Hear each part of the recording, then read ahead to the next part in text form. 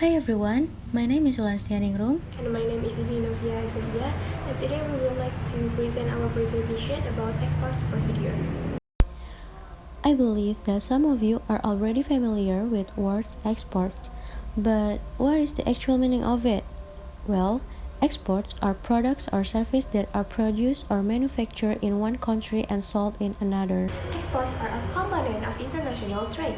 It goes along with imports, and when it combined, they make up a country's trade balance. If a country exports more than imports, it has a trade surplus, and when its imports are more than exports, it will run a trade deficit. Exports are incredibly important to modern economies because it has many advantages, such as to access more customers and business, to extend the product life cycle, to get global market share, to diversify their business, to offset seasonal demand, to create potential for company expansion, to get knowledge and experience, and of course, to increase sales and profits. Now that you have already understand the meaning of exports, we will explain to you about the exports procedure. Each country has their own regulation on their exports procedure. Therefore, we will be focusing on exports procedure in Indonesia. The steps for exporting goods in Indonesia containing a flowchart of export activities, starting from licensing, ordering, shipping, and payment. To become an exporter, an export company must meet the following condition. First, legal entity in the form of CV, firm, limited liability company like PT or Persero, public company, service company, and cooperative. Second, have an taxpayer identification number. Third, has one of the permit issued by the government such as Trading Business License or SIUP from the Trade Office, Industrial Permit from the Industry Service, Domestic Investment Business License or Foreign Investment issued by the Investment Coordinating Board.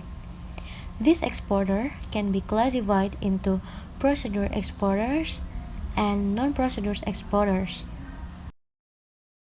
To ensure the timely movement of exported goods, it is important to accurately complete a set of export documents. And here are 8 common export documents that may be required for international shipment. First, pro forma invoice.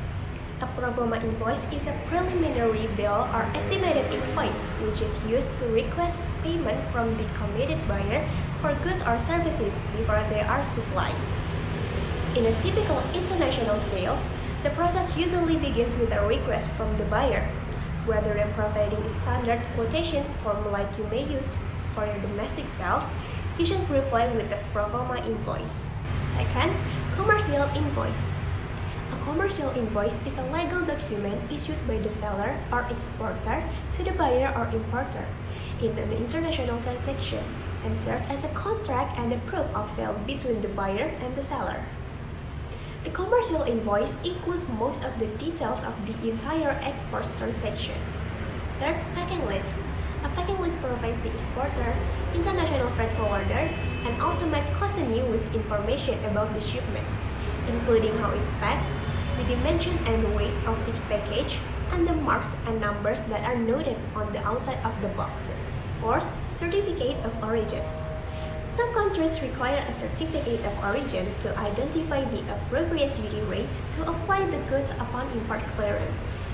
The certificates of origin usually require a seal from a Chamber of Commerce in the originating country. The next document is Shipper Letter of Instruction. A Shipper Letter of Instruction, or as known as SLI, is a document which provides shipping instruction to the freight forwarder to ensure accurate and correct movement of the products across borders. 6. Bill of Lading.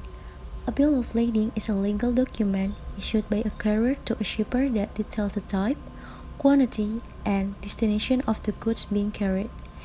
There are 3 common bills of lading that may be required for your shipment: an island bill, an ocean bill, and an airway bill.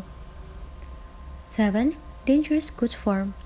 If your products are considered dangerous goods by either the International Air Transport Association or the International Maritime Organization, you need to include the appropriate dangerous goods form with your shipment.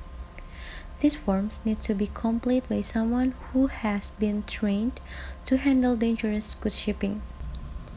And the last document is bank draft. A bank draft is an important part of getting paid for your exports under a documentary collection. The seller attached the various required documents to the bank draft and present it to the bank to get paid.